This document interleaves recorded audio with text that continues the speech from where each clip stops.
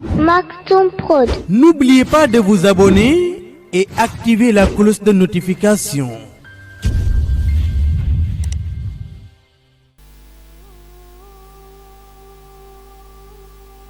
Éminence, cher Seydi Mouhamadou Moustapha Sy Al Maktoum,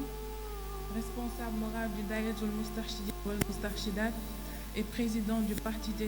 de l'Unité et du Rassemblement, cher Seydi Ahmed Tidiane Sy, capitaine,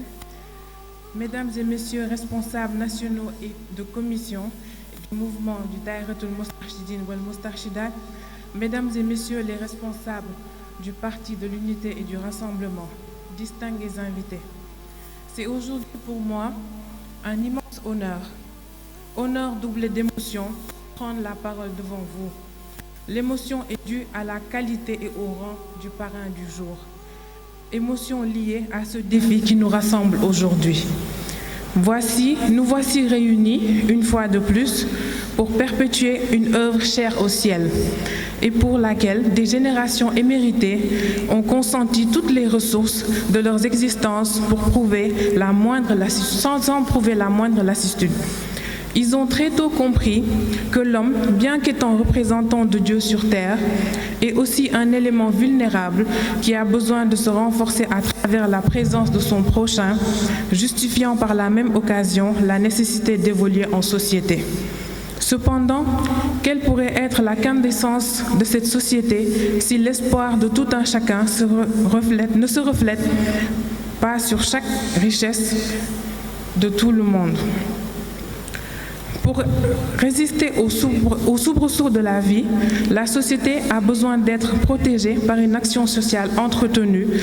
par tous, quel que soit le statut de l'apparence, de la croyance et même de la provenance. D'aucuns perçoivent l'action sociale comme une simple occupation philanthropique. Pour certains, c'est un rappel à l'humanisme. Pour l'autre, c'est un nivellement des classes. Pour nous, femmes dévouées pour la cause, l'action sociale est à l'image de notre guide, cher Seydi Mouhamadou Moustapha Sy. L'homme pour qui le nécessiteux n'est point un souffle empathique, mais plutôt un facteur de progrès avec lequel il faut collaborer en lui apportant le meilleur de soi-même. C'est le lieu de magnifier la grandeur de cet homme qui a su plonger dans les ténèbres de l'intolérance sociale pour panser les plaies du désamour et sacrifier tous les semblables du sceau de la bonté, de l'entraide et de la solidarité.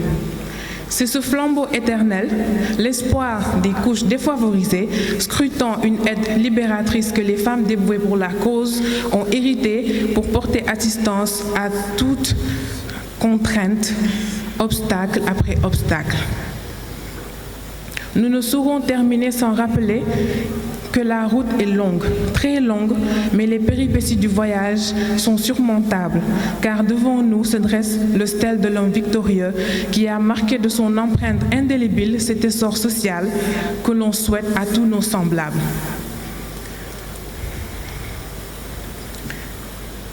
ngeen baal ma sànni quelques kàddu ci wolof ñi ngi ma naan tey ndax doo jooy waaye tey duma jooy sëriñ bi nga baal ma rekk ma sànni la kàddu ji góor gu tedd gi papa de tous les moustarchides du ñu mës a jaaxle ndax yow rekk lañu gis yaa taxaw temm démb ak tey di ñu tett ci ñoonu njub jàngal ñu action sociale dafa war a defar nit dafa war a yar nit dafa war a jàngal nit suqali nit balaa dund di ñëw yaa ñu xàllal yoon moo tax ñun ñu engagé wu fas yéene def groupement bi un chef-d'œuvre bu mat sëkk fas yéene yi dévoué pour la cause incha allahu góor gu tedd gi yaa ñu xettali yaa ñu gindi bala bu ñu ci géeju réer yaa ñu uuf nampatal ñu ci leer xamuñu lëndëm yow lañu xam yow lañu am yow lañu sopp suñu ruux yaa ngi nii fu la neex jëmeel yal na yàlla fay sa coono si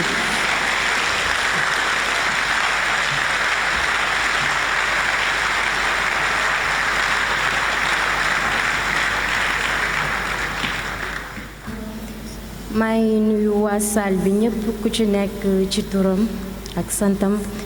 di nuyu sëñ Moustapha Sy Malick maa ngi lay nuyu di la ziar bu baax di la jox sa wàccuwaayu maam xam naa lii nag c'est une première fois ma taxaw ci micro ak mbooloo mi macha allah j'ai pas l'habitude de parler devant les gens mais xol bu fees am na loo xamante ni buñ ko waxul Sy Malick duñu gor bokk dañu bokk lu ñu bokk muy Pape Cheikh Ahmed Tidiane Sy Al Maktoum mu bokk ak Al Amin ndey ak baay te ngay suñu fierté Sy Malick man sama mbëggeel ci yow bañ naa ko ban dama taxaw ñépp laa ko seedeel nëbbuma ko may félicité nag sama doom ji muy Fatima soxna Umu Xayri aussi tamit ñu nekkandoo ensemble jàngandoo cours Sainte Marie de Anne nekkandoo kër soxna Maam Fama Al Amin mais Sy Malick sama cofeel ci yow yàlla laa ko seedeel te tey dama koy wax ñépp dégg ko ndax bu loolu weesoo nee na astukan Maram Selbe Abdoulaye Wulimatu Xumba ay sa taak borom dee dekk li ci jaxaaw donc dama ni tey ji amuñu ku dul Pape Cheikh man bokk ndax dama ni mooy sama yaakaar tey ak ëllëg te ku bëgg ginaar war a mën a nag bëgg ay cuujam Sy Malick te Sy Malick soo waxee sax ñun waruñu wax ndax yaay suñu kilifa man dama ni ginnaaw yàlla ak yonent bi sama cofeel ci yow umpul ñi nga xamante ni samay proche lañu ndax bi loolu weesoo mën naa ni soxna Lalla Sy Dabakh Alaaji Abdou ko jur te la sa maam Abdou waxoon Serigne Babacar Sy ni man Abdou Aziz ku jëloon sama cofeel teg ko ci balance pesé ko sama cofeel supérieur ci sëñ Babacar waaye yéen ñii ñu bokk ak sëñ Moustapha ak ay doomam ji mën naa ni sama cofeel su ma ko jëloon pesé ko sama bos supérieur ngir sama mbëggeel ci yow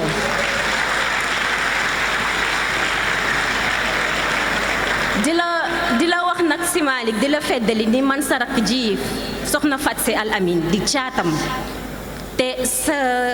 sama yaay bàjjen su fi dem Aminta Kan a ko jur Aminta Kan ak soxna asukan bokk ndey ak baay kon fii su ma fi taxawee war naa fee taxaw te di la wax ni Sy Malick fépp foo mënti nekk rek man sa rakk ji pare naa pour ànd ak sama doom yi di seen bàjjen ànd koog yow fii ba keroog àdduna di tukki ngeen baal ma àq nag bu baax waaw li nekk sama xol fallait que ma génne ko ndax su ma ko génnewul rek day nekk tricherie te nee na c'est la sincérité qui rend nos actes beaux et honorables nit ku nekk daf sincérité mooy lépp Sy Malick te suñu sag nga suñu fierté nga suñu sag nga ci kër Soxna Sukan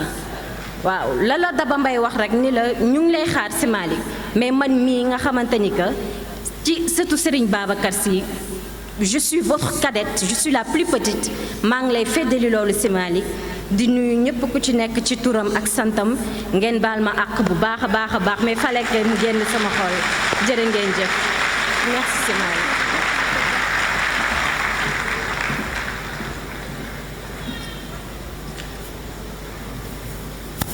Maktoum Prod. N'oubliez pas de vous abonner et activer la cloche de notification.